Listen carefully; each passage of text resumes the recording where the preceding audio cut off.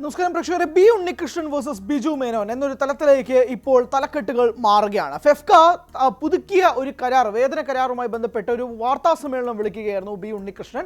അതിൽ ഏറ്റവും പ്രധാനപ്പെട്ട കാര്യം 16 മണിക്കൂറിൽ നിന്ന് ദിവസവേതനമായി പണിയെടുക്കുന്ന സിനിമയിലെ പ്രവർത്തകർ 16 മണിക്കൂറിൽ നിന്നും 12 മണിക്കൂറാക്കി അവരുടെ ജോലി സമയം കുറയ്ക്കുക. അതുമായി ബന്ധപ്പെട്ടാണ്. മാത്രമല്ല രാത്രിയാണെങ്കിൽ കുറച്ചധികം പൈസ കൂട്ടണം. അങ്ങനെ കുറച്ച് കരാർ പുതുക്കൽ നടത്തിയതുമായി ബന്ധപ്പെട്ടാണ് ഈ പ്രസ് മീറ്റ് നടത്തിയത്. അതിനിടയിലാണ് ഒരു ബോംബ് പൊട്ടിക്കുന്ന രീതിയിൽ ബി ഉണ്ണികൃഷ്ണൻ ബിജു മേനോനെതിരെ രൂക്ഷമായി രംഗത്തെത്തിയതെന്ന് വേണമെങ്കിൽ തന്നെ പറയാം. സിനിമാ മേഖലയിൽ സാധാരണയായി ഒരു നടനെതിരെ പരസ്യമായി പ്രസ്താവന ഇറക്കുക അല്ലെങ്കിൽ അങ്ങനെ പറയുന്ന കാഴ്ചകൾ വളരെ കുറവാണ്. രാഷ്ട്രീയത്തിൽ അതൊക്കെ സ്വാഭാവികമായിട്ട് നടക്കുന്നതാണെങ്കിൽ സിനിമാ മേഖലയിൽ എല്ലാം ഉള്ളിൻ്റെ ഉള്ളിലെല്ലാം ഒതുക്കി വെച്ചിട്ട് അങ്ങനെ പണിയാറ് പതിവില്ല. പക്ഷേ ഇവിടെ ബി ഉണ്ണികൃഷ്ണൻ കൃത്യമായിട്ട് ബിജു മേനോൻ്റെ പേരെടുത്താണ് പറയുന്നത്. ആദ്യം പേരെടുത്ത് പറഞ്ഞില്ല, പക്ഷെ പിന്നീട് പറയുന്നു ബിജു മേനോനാണ്, എനിക്കത് പറയുന്നതിന് മടിയില്ല എന്നതാണ് ബി ഉണ്ണികൃഷ്ണൻ പറയുന്നത്. പ്രൊമോഷൻസിന് എന്തുകൊണ്ട് വരുന്നില്ല ആള്? മലയാള സിനിമയിലെ ഒരു പ്രധാനപ്പെട്ട നടൻ പ്രൊമോഷന് ചെല്ലാത്തത് കൊണ്ട് ഒരു നിർമ്മാതാവിന്, അദ്ദേഹം ഒരു സംവിധായകൻ കൂടിയാണ്, ഞങ്ങളുടെ മെമ്പറാണ്, 25 ലക്ഷം രൂപയാണ് ചാനലിൽ നിന്നും കിട്ടാനുള്ള തുകയിൽ കുറഞ്ഞത്. 25 ലക്ഷം രൂപ ചെറിയ തുകയാണോ അത്? അതേ നടൻ ഇപ്പോൾ ജീത്തു ജോസഫ് സംവിധാനം ചെയ്ത സിനിമയിൽ അദ്ദേഹം പ്രൊമോഷന് പോയിട്ടില്ലല്ലോ. ഞാൻ ബിജു മേനോനെ കുറിച്ച് സംസാരിക്കുന്നത്, എനിക്ക് പേര് പറയാനൊന്നും ഒരു മടിയുള്ള ആളല്ല. അദ്ദേഹം പോയിട്ടില്ലല്ലോ. എന്താ സംഭവം അത് നമുക്കൊന്ന് വിശദീകരിക്കാം. അതായത് ബി ഉണ്ണികൃഷ്ണൻ പറയുന്നത് ബിജു മേനോൻ എന്ന നടൻ കഴിഞ്ഞ സിനിമയിൽ, അതായത് ഫെഫ്കയിലെ തന്നെ പണിയെടുത്തുകൊണ്ടിരുന്ന ഒരു സംവിധായകൻ്റെ സിനിമയിൽ അഭിനയിക്കുന്ന സമയത്ത് പ്രൊമോഷൻ പരിപാടിയിൽ പങ്കെടുത്തില്ല. ഈ സിനിമ ഏതാണ്? നടന്ന സംഭവമാണ് ഈ സിനിമ. വിഷ്ണു നാരായണനാണ് ഇതിൻ്റെ സംവിധായകൻ. ബിജു മേനോൻ, സുരാജ് വെഞ്ഞാറമൂട് എന്നിവരാണ് ഇതിൽ പ്രധാന വേഷങ്ങളിൽ എത്തിയത്. ഈ സിനിമ തിയേറ്ററിൽ വലിയ ജൈജാൻറ്റിക് വിജയമൊന്നും ആയിരുന്നില്ല എന്നത് ആദ്യമേ പറയട്ടെ. ഈ സിനിമയുമായി ബന്ധപ്പെട്ടുള്ള പ്രൊമോഷൻ പരിപാടികളിൽ ബിജു മേനോൻ പങ്കെടുത്തില്ല. അതിലൂടെ സാറ്റലൈറ്റിൽ നിന്നും കിട്ടേണ്ട പണത്തിൻ്റെ 25 ലക്ഷം കുറവാണ് ഇതിൻ്റെ നിർമ്മാതാവിന് കിട്ടിയത് എന്നുള്ളതാണ് ബി ഉണ്ണികൃഷ്ണൻ പറയുന്ന ഏറ്റവും പ്രധാനപ്പെട്ട കാര്യമെന്ന് പറയുന്നത്. ഈ നടന്മാർ, ഇപ്പോൾ പലരും ചോദിക്കുന്നൊരു കാര്യമുണ്ട്, നടന്മാരുടെ ജോലി അഭിനയിക്കലല്ലേ? അല്ല. ഒരു നടൻ ഒരു സിനിമയുമായി ബന്ധപ്പെട്ട് നിലവിൽ കരാർ അടിസ്ഥാനത്തിൽ ഒപ്പിട്ട് കഴിഞ്ഞാൽ ആ കരാറിൽ പറയുന്ന ചില കാരണങ്ങളുണ്ട്. ഒന്ന്, ഈ സിനിമയിൽ അഭിനയിക്കുക. രണ്ട്, ഈ സിനിമയുമായി ബന്ധപ്പെട്ടുള്ള പ്രൊമോഷൻ പരിപാടികളിൽ പങ്കെടുക്കുക. എന്തൊക്കെയാണ് ഈ പ്രൊമോഷൻ പരിപാടികൾ?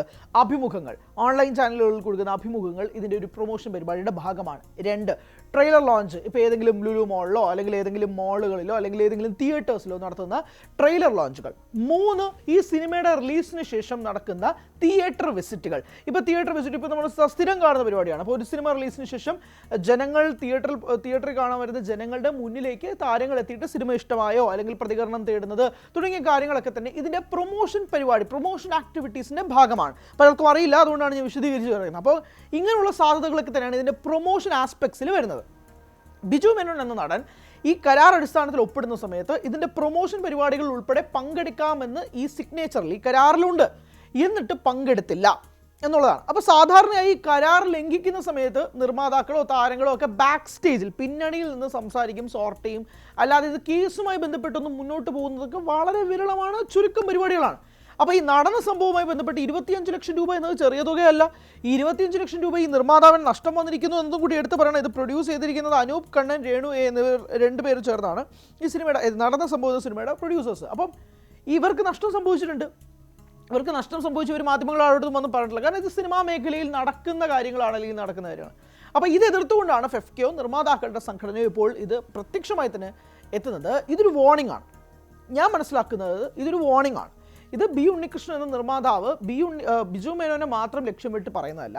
പല താരങ്ങളും ഇതുപോലെ കരാർ ഒപ്പിട്ടതിന് ശേഷം ഇതുപോലെ പ്രൊമോഷൻ പരിപാടികളിൽ വരാത്ത പരിപാടികൾ കാണാറുണ്ട്.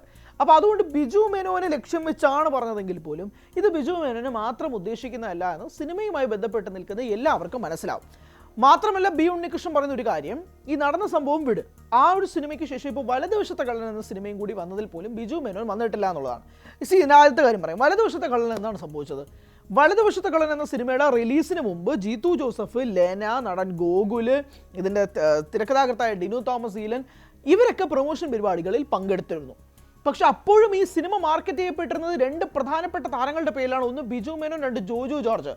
ഇരുവരും പ്രൊമോഷൻ പരിപാടികളിൽ പങ്കെടുത്തിട്ടില്ല. റിലീസിന് മുമ്പ് ഒരു അഭിമുഖങ്ങളിലോ പോലോ ഇരുവരും പ്രത്യക്ഷമായി എത്തിയിട്ടില്ല. ഓൺലൈൻ ചാനലുകളിലും ഇൻ്റർവ്യൂസിലൊന്നും ഇവർ വന്നിട്ടില്ല. ജിത്തു ജോസഫ് പങ്കെടുത്തു, ലെന പങ്കെടുത്തു, ഡിനു തോമസ് ഈലൻ എന്ന തിരക്കഥാകൃത്ത് പങ്കെടുത്തു, ഗോകുൽ എന്ന നടൻ പങ്കെടുത്തു, ലിയോണ ലിഷോയും പങ്കെടുത്തിട്ടുണ്ട്. അങ്ങനെ ചെറിയ അവരൊക്കെ പങ്കെടുത്തിട്ടുണ്ട്. ഇപ്പം എന്താ സംഭവിച്ചത്? ഈ സിനിമയുടെ റിലീസിന് ശേഷം കുറച്ചധികം നെഗറ്റീവ് ഇമ്പാക്റ്റ് ഈ സിനിമയ്ക്ക് വന്നതിന് പിന്നാലെ ഒരു പ്രസ് മീറ്റ് ജിത്തു ജോസഫ് വിളിക്കുന്നു. ജിത്തു ജോസഫ് വിളിക്കുന്ന സമയത്താണ് ജിത്തു ജോസഫിനൊപ്പം ബിജു മേനോൻ എത്തുന്നത്. അപ്പോൾ ജിത്തു പറഞ്ഞിരുന്നൊരു കാര്യമുണ്ട്, ബിജുവിന് അപ്പോൾ പങ്കെടുക്കാൻ കഴിഞ്ഞില്ല. എന്തുകൊണ്ട് കഴിഞ്ഞില്ല എന്നുള്ളതിന് മറുപടിയില്ല. Biju Menon was forced to come to this press meet because Biju Menon വന്നാലെങ്കിലും കുറച്ച് പേര് തിയേറ്ററുകളിലേക്ക് വരുമെന്ന് വിശ്വാസമുണ്ടായിരുന്നു. നമ്മളൊരു സിനിമ ലീഡ് ചെയ്യുന്നു. ആ സിനിമ ലീഡ് ചെയ്യുന്ന സമയത്ത് കരാർ അടിസ്ഥാനത്തിൽ ഞാൻ ഈ സിനിമയുടെ പ്രൊമോഷൻ പരിപാടികളിൽ പങ്കെടുക്കാമെന്ന് ഒപ്പിട്ടതിന് ശേഷം അതിൻ്റെ പ്രൊമോഷൻ ആക്ടിവിറ്റീസിൽ പോയില്ല എങ്കിൽ അത് കർശനമായ ആ ഒരു ലംഘനമാണ്. ആ ലംഘനത്തിൻ്റെ പേരിൽ പല നിർമ്മാതാക്കളും മിണ്ടാതിരിക്കുന്നത് കൊണ്ട് മിസ്യൂസ് ചെയ്യുന്ന പല താരങ്ങളും മുന്നിലുമുണ്ട്. ആ താരങ്ങളിൽ ഒരാളായിട്ട് തന്നെയാണ് ബി ഉണ്ണികൃഷ്ണൻ ബിജു മേനോനെ പ്രസൻറ്റ് ചെയ്യുന്നത്. നിർമ്മാതാവായ ലിസ്റ്റിൻ സ്റ്റീഫൻ ബി ഉണ്ണികൃഷ്ണനെ തൊട്ടടുത്തിരിപ്പുണ്ട്, അപ്പോഴും എതിർക്കുന്നില്ല. ലിസ്റ്റിൻ സ്റ്റീഫൻ്റെ സിനിമയിലും ബിജു മേനോൻ അഭിനയിച്ചിട്ടുണ്ട്. ആ സിനിമയുടെ പേരാണ് ഗരുഡൻ. അപ്പോൾ ലിസ്റ്റിൻ സ്റ്റീഫൻ ഇത് എതിർക്കുന്നില്ല. അപ്പോൾ എതിർക്കാത്ത പക്ഷം എന്തുകൊണ്ടാണ്? അപ്പോൾ നിർമ്മാതാക്കളുടെ ഇടയിൽ ഈ കാര്യമുണ്ട്. ബി ഉണ്ണികൃഷ്ണൻ ഒരു കാര്യം കൂടെ പറയുന്നുണ്ട്, അത് വ്യക്തമായിട്ട് കേൾക്കണം. അതായത് നിങ്ങൾ വേതന അടിസ്ഥാനത്തിൽ നിങ്ങൾ ഞങ്ങളോടുണ്ടാക്കുന്ന തർക്കത്തിൻ്റെ 10% നിങ്ങൾ ഇതിലിട്ടാൽ പോരെ എന്നതും കൂടി ബി ഉണ്ണികൃഷ്ണൻ പറയുന്നത്, which is A very factual thing. ഞാൻ പറയുന്നത് ഞങ്ങളോട് നിങ്ങൾ ഈ വേതന വ്യവസ്ഥയിൽ തർക്കിക്കുന്ന ഒരു കാർക്കശം ഉണ്ടല്ലോ, അതിൻ്റെ 10% നിങ്ങൾ അവിടെ കാണിക്കുകയെ. ഒരു പടം പ്രൊമോട്ട് ചെയ്യാനുള്ള ബാധ്യത എനിക്കാണെന്നൊരു കരാറിൽ എഴുതി ഒപ്പിട്ട ശേഷം പോവാതിരിക്കുക. അതിന് മുകളിൽ നിർമ്മാതാവിന് 25 ലക്ഷം രൂപ നഷ്ടപ്പെടുക.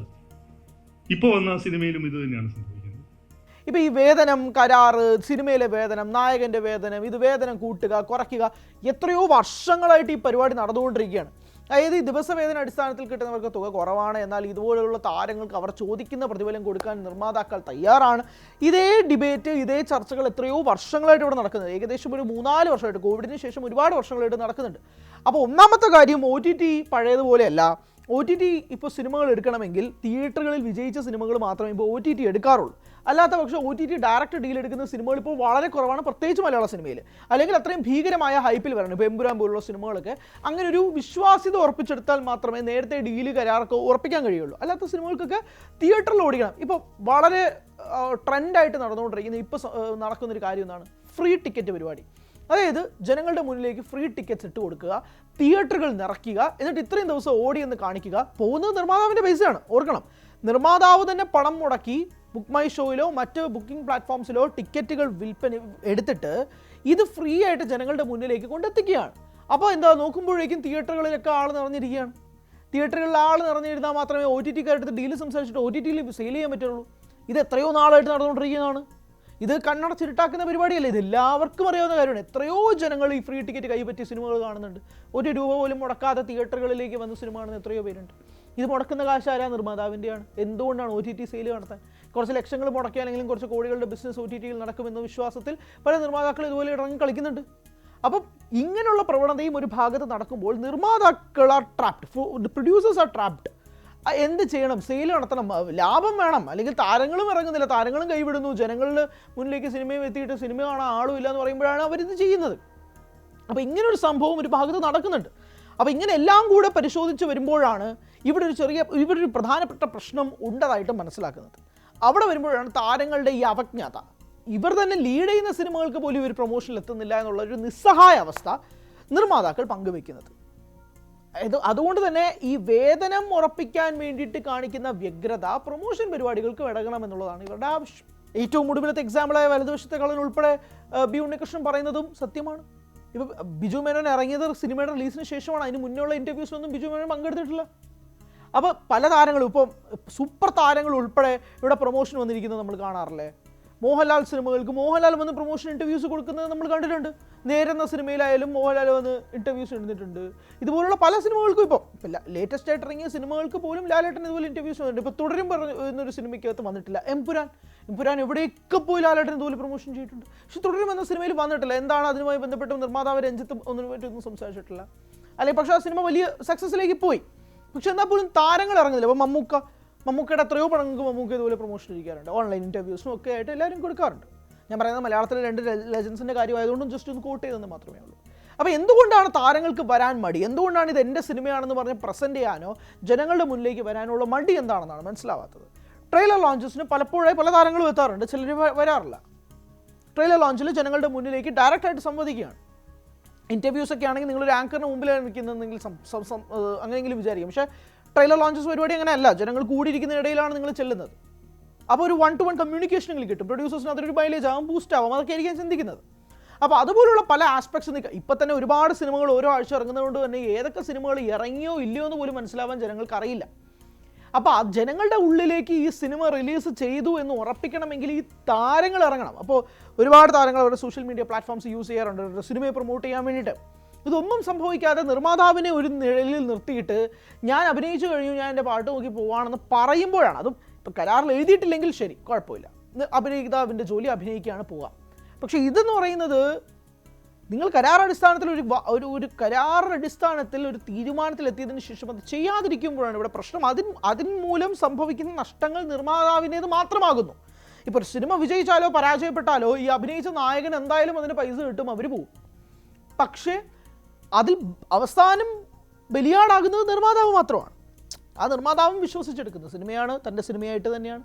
നായകനെയും അതുപോലെ തന്നെ നായകൻ്റെ സിനിമയായിട്ട് തന്നെ വിശ്വസിച്ചായിരിക്കാം ഒരുപക്ഷെ എടുക്കുന്നത്. അപ്പോൾ ഇതെല്ലാം കൂട്ടും. ആൻഡ് മോറോവർ ഈ നായകന്മാർ ആർ ഓൾ ഇൻഫ്ലുവൻസേഴ്സ്. അവർ വന്ന് പറയുകയാണ് നിങ്ങൾ സിനിമ വന്ന് കാണണമെന്ന് പറഞ്ഞാൽ അയാളിൽ വിശ്വസിക്കുന്ന കുറേ പേര് വന്നെത്തും. ഇതിപ്പോൾ വേറെ പ്രശ്നം എന്താണെന്നറിയാവോ? ഒരു സിനിമയിലെ നായകൻ ആ സിനിമയുടെ പ്രൊമോഷൻ പരിപാടിയിൽ പങ്കെടുത്തില്ലെങ്കിൽ ജനങ്ങളുടെ ഉള്ളിലുള്ള നെറേറ്റീവ് എന്താണെന്നറിയോ? ഈ സിനിമയിലെ നായകനേ ഇവിടെ ഇല്ല. ചിലപ്പോൾ അയാൾക്ക് വിശ്വാസം ഉണ്ടായിരിക്കും ഈ സിനിമ പരാജയമായിരിക്കും എന്നുള്ളൂ. പിന്നെ എന്തിനാണ് ഞാൻ എൻ്റെ പൈസ മുടക്കി കാണുന്നത് എന്ന് ചിന്തിക്കുന്ന ഒരു വിഭാഗം ഓഡിയൻസ് ഉണ്ട്. അപ്പോൾ അങ്ങനെ സ്വന്തം പ്രോഡക്റ്റിൽ വിശ്വാസമില്ലാത്തതുകൊണ്ടാണ് ആ നായകൻ പ്രൊമോഷൻ ഇറങ്ങാത്തത് എന്നുള്ള ചിന്ത ഓഡിയൻസിൻ്റെ ഇടയിൽ തിയേറ്ററുകളിലേക്ക് പോവാതിരിക്കാനുള്ള അവസ്ഥയിലായി മാറുന്നു. അപ്പോൾ ഇപ്പോൾ നായകൻ ഇറങ്ങിയില്ലെങ്കിൽ ഇതാ ഇപ്പോൾ സൂചിപ്പിച്ചതുപോലെ തന്നെ 25 ലക്ഷം രൂപ നഷ്ടം ഈ പറയുന്ന നിർമ്മാതാവിന് ലഭിക്കുന്നു. അപ്പോൾ ഇതുപോലുള്ള ഒരുപാട് പ്രശ്നങ്ങൾ നമ്മൾ സംസാരിക്കുന്നുണ്ടെങ്കിൽ ഇത് കുറേ പോകും. ഒരു നടൻ പ്രൊമോഷന് ഇറങ്ങുന്നില്ല എന്ന് പറയുമ്പോൾ അതിന് ബാധിക്കപ്പെടുന്ന എന്തോരം ഫാക്ടേഴ്സ് ഉണ്ട്. ഈ പറയുന്നതിനേക്കാൾ കൂടുതലുണ്ട് കേട്ടോ ഫാക്ടേഴ്സ്. നമ്മളിപ്പോൾ OTTയുടെ ഡീല് അല്ലെങ്കിൽ അവരുമായിട്ടുള്ള മീറ്റിംഗ്സ്, തിയേറ്റർ ഓണേഴ്സുമായിട്ടുള്ള മീറ്റിംഗ്സ്, അങ്ങനെ പറയാൻ തുടങ്ങി കുറേ ഉണ്ട്. ഞാൻ ജസ്റ്റ് ഒരു ബേസിക് ഫാക്ടേഴ്സ് മാത്രമാണ് പറയുന്നത്. ഇത്രയും ഫാക്ടേഴ്സ് നിൽക്കുന്നുണ്ട്. നേരെ മറിച്ച് ഈ നായകൻ പ്രൊമോഷൻ പരിപാടിയിൽ വരികയാണ്, ഒരു ദിവസം മാറ്റി വെച്ച് അതിൻ്റെ പ്രൊമോഷൻ പരിപാടിയിൽ ഒരു ഇൻ്റർവ്യൂസിന് പങ്കെടുക്കുന്നു, ഒരു ദിവസം തിയേറ്റർ വിസിറ്റുകൾക്ക് പോകുന്നു, ഒരു ദിവസം ഇൻ്റർവ്യൂവിന് പോകുന്നു, ഒരു ദിവസം ട്രെയിലർ ലോഞ്ചിൽ 3 ദിവസം. അതിന് ഫുൾ ടൈമും വേണ്ട. ഇൻ്റർവ്യൂസ് സാധാരണയായിട്ട് ഒരു ദിവസം അല്ലെങ്കിൽ 2 ദിവസമായിട്ട് മോർണിംഗ് ടു ഈവനിങ് വരെ ഒരു ഷെഡ്യൂളിൽ അങ്ങ് നടക്കും. ട്രെയിലർ ലോഞ്ചിൽ നിങ്ങൾ വൈകുന്നേരം 6 മണിക്ക് ആ സ്ഥലത്തെത്തിയാൽ മതി. 6 തൊട്ട് 8 മണി വരെ trailer launch. Theatre visit is same. ഒരു ദിവസമാണെങ്കിൽ നിങ്ങൾക്ക് ഒരു 5-6 തിയേറ്റേഴ്സ് കവർ ചെയ്യാം.